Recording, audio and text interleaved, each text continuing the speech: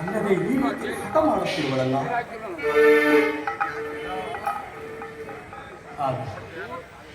ಇವಳೇನು ಕಾರ್ಯ ಕೇಳಲಿ.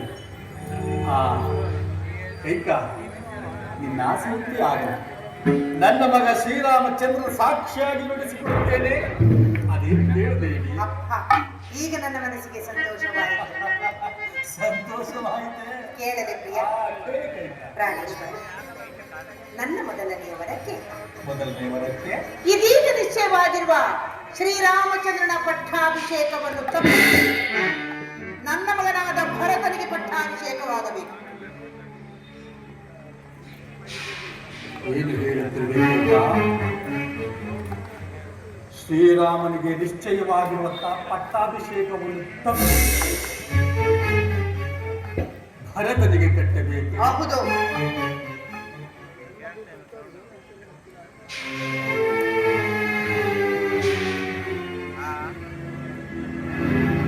ಹಾಗಾದರೆ ನಿನ್ನ ಎರಡನೇ ವರವಾಗುವುದು? ಇನ್ನು ನನ್ನ ಎರಡನೆಯ ವರಕ್ಕೆ ಶ್ರೀರಾಮಚಂದ್ರನು ನಾಮಡಿಗಳನ್ನುಟ್ಟು ಜಟಾವರ್ಕಳಧಾರಿಯಾಗಿ ಮುನಿವೃತ್ತಿಯಿಂದ ಪುರಪ್ರವೇಶವಿಲ್ಲದೆ 14 ವರ್ಷಗಳ ಕಾಲ ವನವಾಸಕ್ಕೆ ಹೋಗಬೇಕು.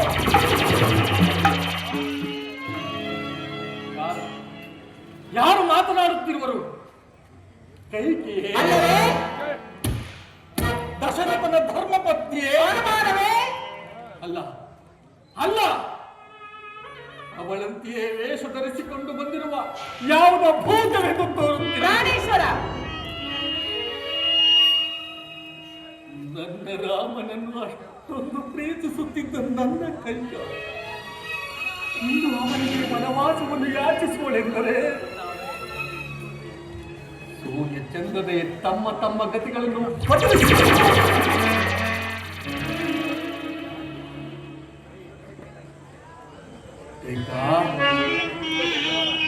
ಚಿತ್ತಭ್ರಮಣೆಯಿಂದ ಮನಸ್ಸು ಸ್ಥಳಪಲ್ಲಟವಾಗಿ ಹೇಗೆ ಹೇಳುತ್ತಿರುವೆಯಾ? ಇಲ್ಲಿ ಈ ಪಾರ್ಶ್ವದಲ್ಲಿ ನಿಂತು ಹೇಳು. ಪ್ರಾಣೇಶ್ವರ, ನನಗೆ ಚಿತ್ತಭ್ರಮಣೆಯೂ ಆಗಿಲ್ಲ, ಪಿತ್ತ ವಿಕಾರವೂ ಆಗಿಲ್ಲ. ನಾನು ಯಾವ ಪಾರ್ಶ್ವದಲ್ಲಿ ನಿಂತು ಹೇಳಿದರೂ ಅಷ್ಟೇ, ರಾಮನ ವನವಾಸಕ್ಕೆ ಹೋಗಲೇಬೇಕು.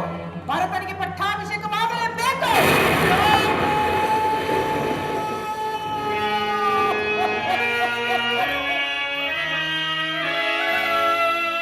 ಹರಸಿರಿಲು ಮಡಿದಿಹುದೇ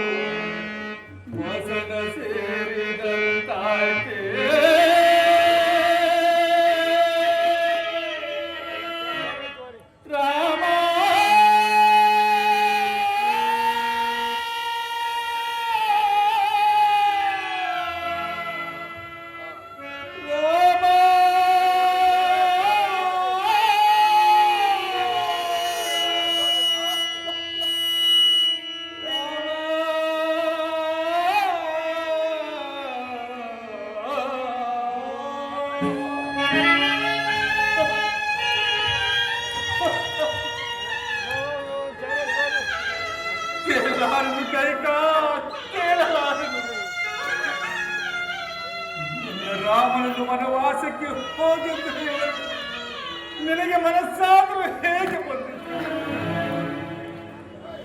ಕೋಮಲದೊಂದಿಗೆನಾದ ರಾಮನಿಗೆ ಈ ವಿಷಯವು ತಿಳಿದರೆ ಎಷ್ಟು ನೊಂದುಕೊಳ್ಳಲಿ ಬಿಡಿ. ಈ ಅಯೋಧ್ಯೆಯ ಜನರು ನಿನ್ನನ್ನು ಪರಿಪರಿಯಾಗಿ ಹಾಡಿಕೊಳ್ಳಲಿ ಬಿಡಿ.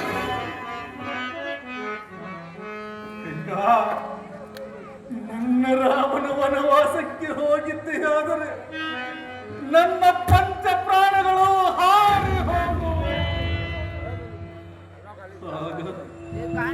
ಆಗ ನೀನು ವಿಧವೆಯಾಗಿ ಜನರ ನಿಂದನೆಗೆ ಗುರಿಯಾಗುವೆ. ನನ್ನ ಮಾತನ್ನು ಕೇಳು ದೇವಿ, ನನ್ನ ಮಾತನ್ನು ಕೇಳು. ಪ್ರಾಣೇಶ್ವರ, ನೀವು ಎಷ್ಟು ಗೋಳಾಡಿದರೂ ನಿಮ್ಮ ಮಾತುಗಳನ್ನು ನಾನು ಕೇಳತಕ್ಕವಳಲ್ಲ. ರಾಮನಿಗೆ ವನವಾಸವು, ಭರತನಿಗೆ ಪಟ್ಟಾಭಿಷೇಕವು, ಇದು ಶತಸಿದ್ಧ. ಅಯ್ಯೋ, ರಾಮನ ಮೇಲೆ ನಿನಗೆ ಈ ಹಠ ಛಲ